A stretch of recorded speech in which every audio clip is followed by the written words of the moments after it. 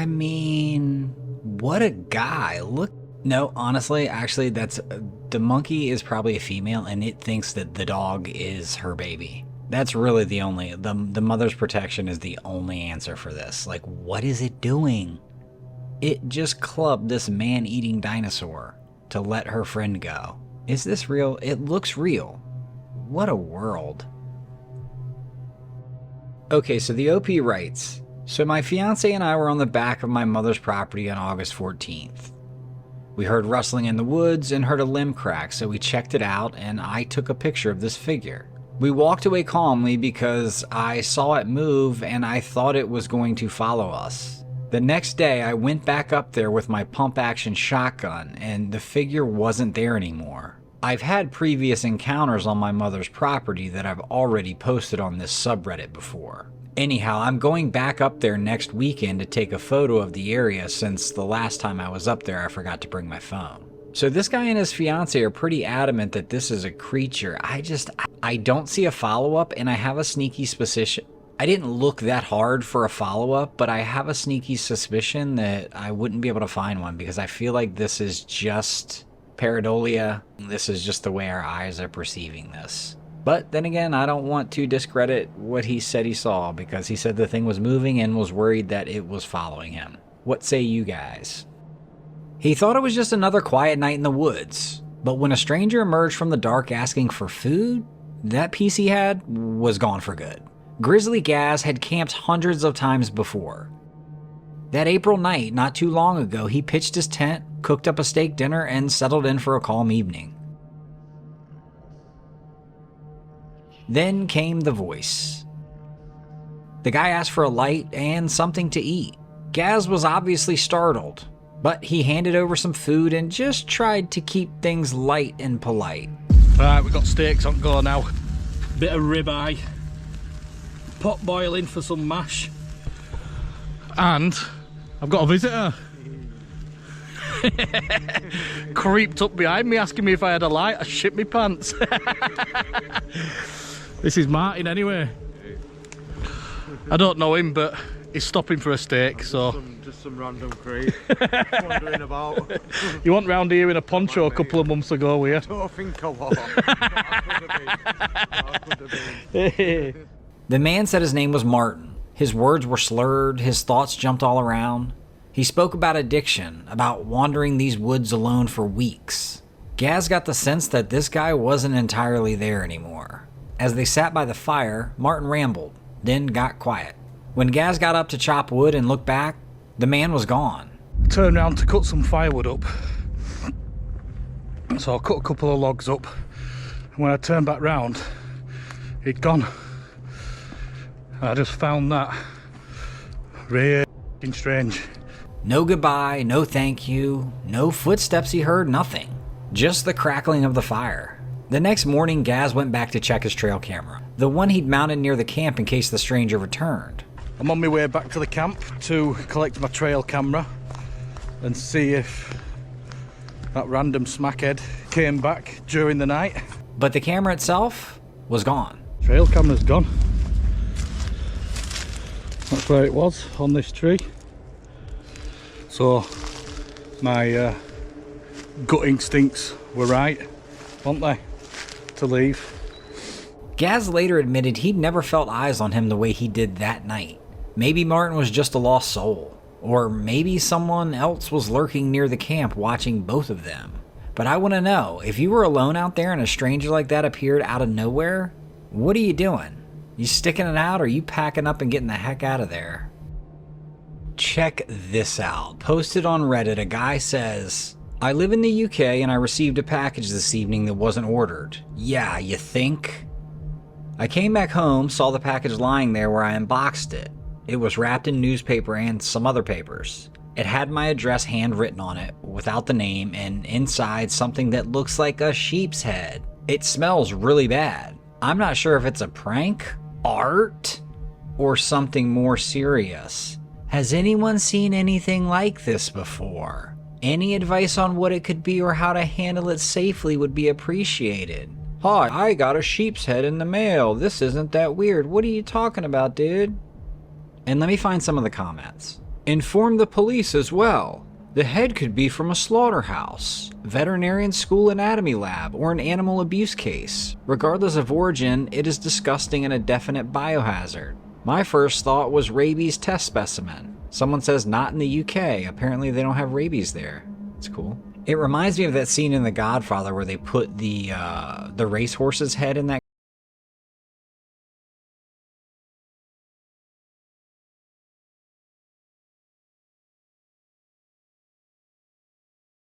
and used it in the movie. Anyhow, I just think this guy's entirely too calm about this. I mean, good for him. Maybe I need a little more of that in my life. But I think the UK has some like weird social media stuff too, so maybe he's just trying to tread lightly, not to ruffle any feathers. Well, cheerio.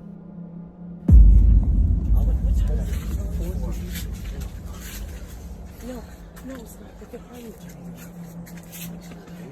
Let's just stay here. It wasn't the wildlife that came for them that night. It was people.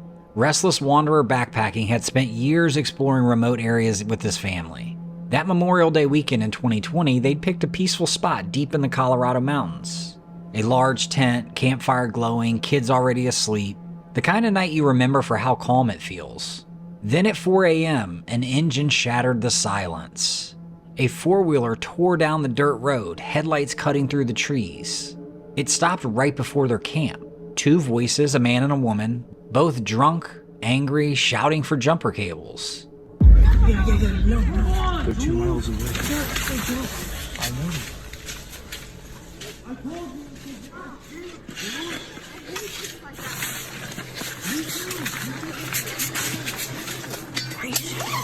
When the father told him he didn't have any, things got sideways really quickly. The man advanced, yelling threats. The woman screamed in the mother's face. Inside the tent, the children didn't move or even make a sound. Every breath felt like it might give them away. After a tense minute that felt like an eternity, the strangers stumbled back into the dark, still cursing as they went. No, it's not. They're behind you. Let's just stay here. He later said he realized something that night. Out here, it's not bears or coyotes that scare him. It's people. You never really know who's desperate, who's been drinking, or what they're capable of when they're angry in the middle of nowhere. You can carry all the survival gear in the world, but what do you do when the real danger walks up on 2 legs? And that reminds me of something. The very last clip of this video, I'm going to share something that I just saw on TV. It just hit the news and it's heartbreaking. There's not a ton of information about it, but what I've heard is crazy and scary. This clip captured in Brazil really tugged at my heartstrings. The Brazilian resource team found this jaguar floating on one of their patrols. Actually, before I get flamed in the comments, jaguar. It'll always be jaguar to me, but I understand I guess that's not how you say it. Nevertheless, this poor guy was picked up, and you can just tell by the look on his face like he's tired. I think the thing about this, that he kind of looks like, okay, like, I know that we've both wreaked havoc in each other's community at times, but I need some help. And like, I give up. I'm at the mercy of these people. I mean, the guy's petting it. And you can tell the guys feel it too, because these cats are dangerous. It's the way God made them. I mean, it's no one's fault. It's just that in this moment, you can see that there's an understanding. They eventually tow him back into shore and get him some help. Anyhow, this is just a great story. And jaguar.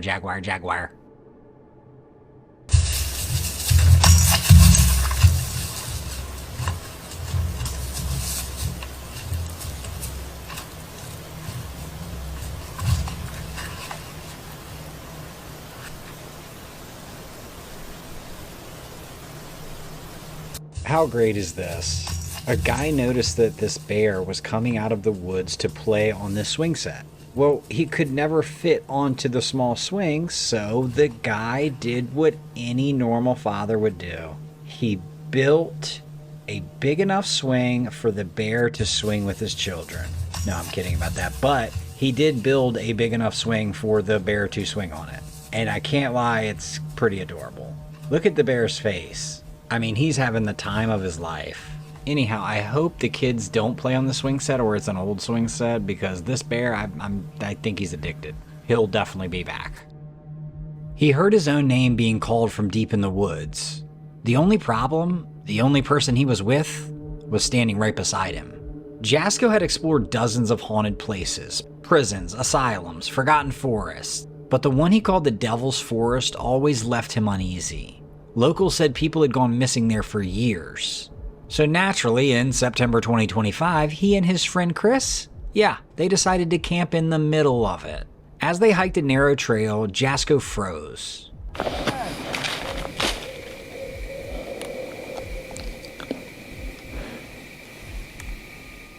I just heard my name being called from down the trail. From the trees ahead, he heard a voice. His own name being called. And it was in Chris's tone. Except Chris was behind him, a quarter mile in the opposite direction. But Chris is in that direction. Chris? But if he's down there, then... What the f***? Yo! Who's down there? Hello? That night gave no relief. Things got worse. The sound of breaking glass echoed outside the van, then a gunshot. Chris? Yo. Chris, did you hear that? Yeah, what was that? Somebody just break a fucking window? What was that?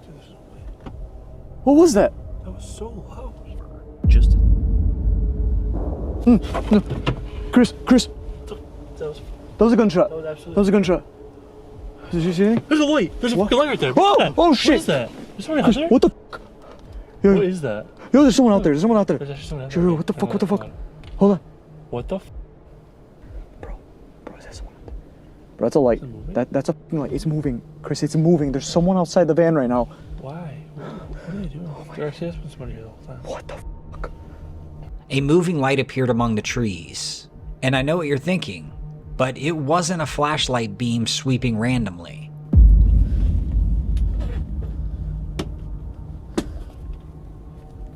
Bro, if they have a gun, and we're fucking hearing shit.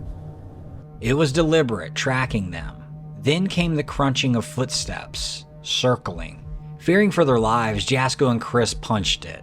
Not stopping until they felt safe. He'd been to that same forest before, once finding footprints pressed into a frozen lake that began and ended nowhere. Scottish.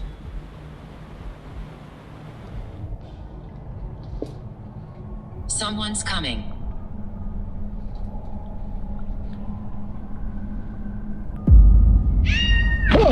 Ben! Yo, what the fuck was that? Yo. What? Look on that log right there. Holy. Ben? Those are feet prints. Look at that.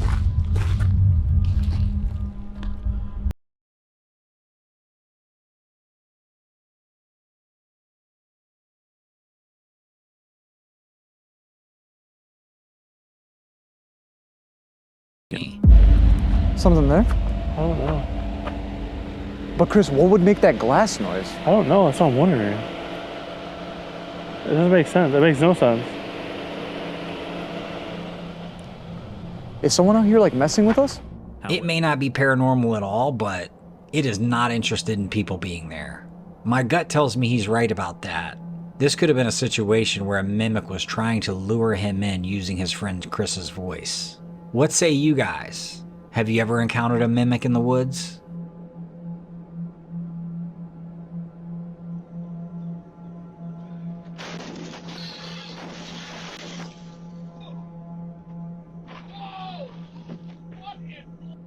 I'm sure by now most of you have seen these things. The Sora update, I mean, they are so realistic. You see like a lady hanging out with a bear on her front porch. You see a cat riding a warthog. I mean, there's just all types of things. But look at this one. Like, this one feels real. I think we can probably all relate to this a little bit. Shh.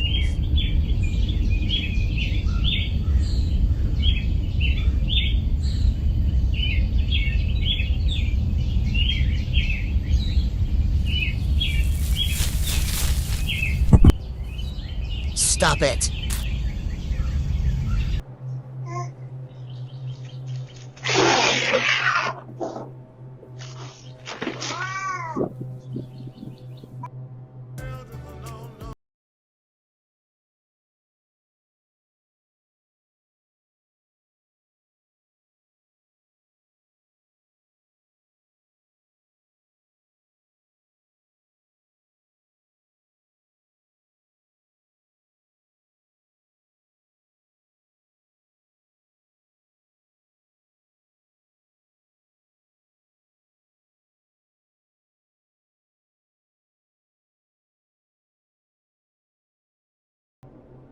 Posted on the subreddit True Cryptozoology, this creature that was captured on camera is found in the depths of over 5,000 feet.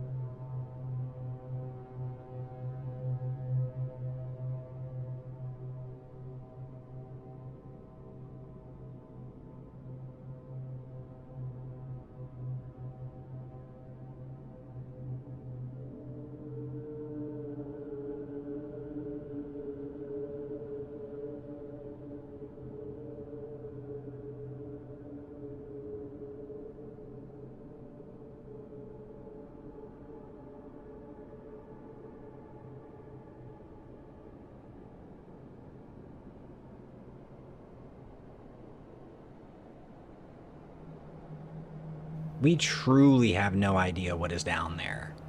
A guy in the comments actually said, though, that this is some type of jellyfish. And I gotta take his word for it. Anytime I'm able to get a glimpse into something that I would likely never see, I love it. I think this is crazy. I mean,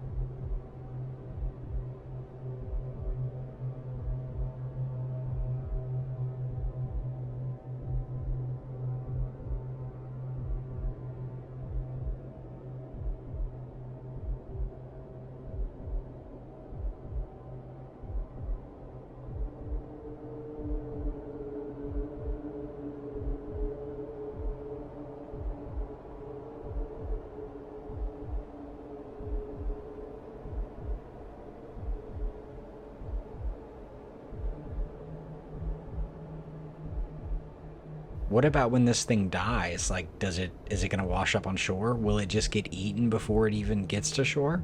Is it just held down in the depths? That's an interesting thought. I wonder how many things that are at this depth ever even make it to the top without being eaten in part of the food chain.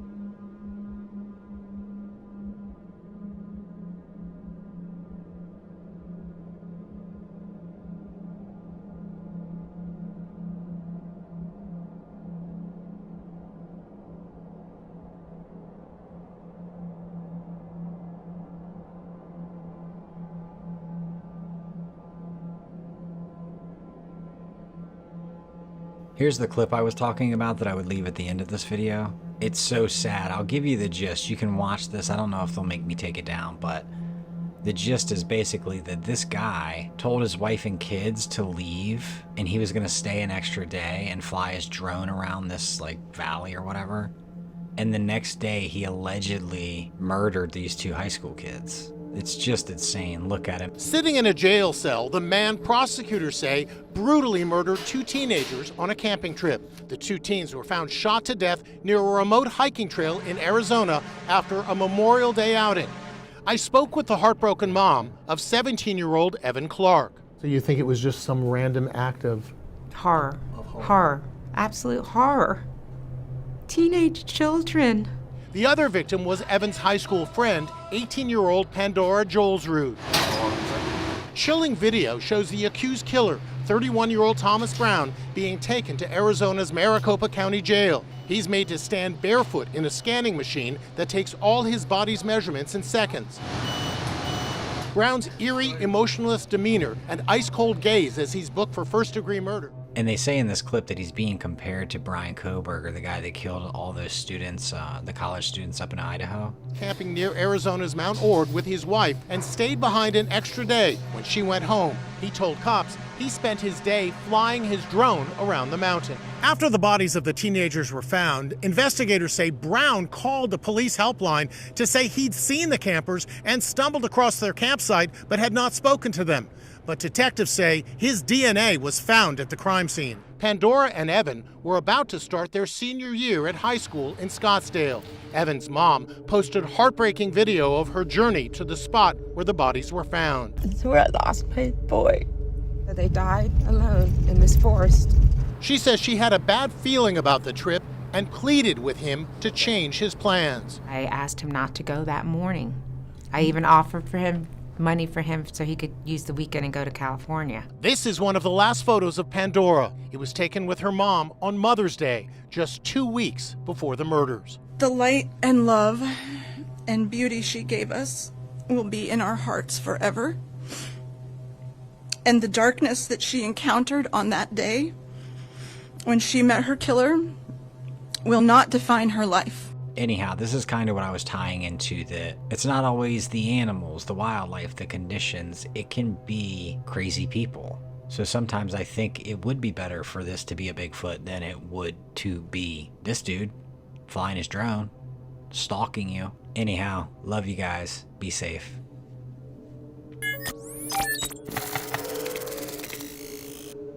One day, while out fishing at a secluded lake near the Navajo Mountains, a man claims to have captured something extraordinary on film. In the distance, he spotted a large, hairy figure with a distinctly domed head and very broad shoulders. The man is adamant that this wasn't any ordinary animal, and he wants it highlighted that this is not a bear. He truly believes this is a Bigfoot, moving unmistakably through the rugged terrain. And given this creature's size and the way it moved, again, he's convinced of what he saw. After all, this region isn't home to any primates, so what else could it have been? No gorilla, no bear. The footage has since stirred up debate online, with some firmly believing the sighting is genuine, while others remain skeptical. Is this truly evidence of the elusive Bigfoot, or could there be another explanation? I would say the internet is divided. Some are saying that this is totally real, and others are saying the opposite.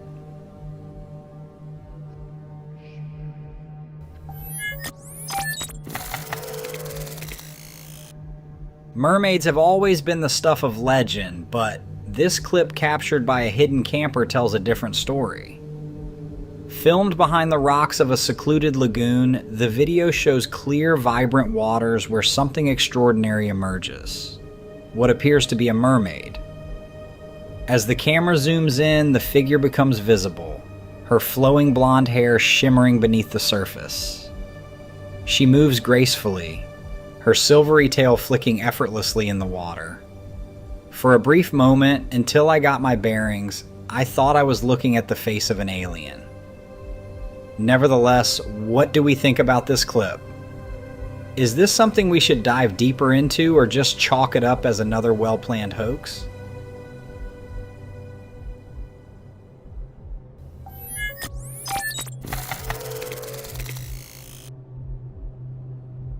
A UFO was spotted hovering over a Mexican city in broad daylight, with thousands of onlookers witnessing the bizarre event. The object remained completely stationary beneath a cluster of white clouds, leaving many scratching their heads as it defied any logical explanation. Numerous people captured this incident on video, showing the UFO holding its position for several minutes without any visible signs of propulsion or sound, no engines. But what truly intensified the mystery was the sudden appearance of a second object, which quickly moved behind the main UFO, a detail that sharp-eyed viewers caught in the footage. This second object's swift motion added another layer of intrigue, and despite the growing speculation, there has been no official word on what these objects were or where they came from. I mean, they're clearly there. This sighting has left many questioning the possibility of increased UFO activity in that specific area, and reignited debates about UFOs, aerial phenomena on a large global scale. So I feel like this is even silly to ask, but what do we think? Is this a genuine UFO encounter? I think so, but I'm getting a little hyped up, so share your thoughts and theories on what might be going on in the comments.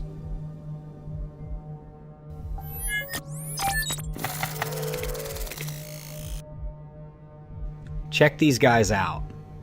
Velvet worms, or onychophorans, are fascinating invertebrates known for their unique hunting technique. These creatures have soft, segmented bodies covered in velvety skin, which gives them their name. To hunt, velvet worms use a specialized pair of slime glands located on either side of their head. When they encounter prey, such as insects or small arthropods, they shoot a sticky, glue-like substance that quickly immobilizes the victim. Once the prey is trapped, the velvet worm approaches and injects digestive saliva, breaking down the prey's tissues, allowing the worm to consume it easily. This ambush and glue strategy makes them effective and unusual predators in their environment. Sounds like a pretty sticky situation. Dad joke, I'll see myself out.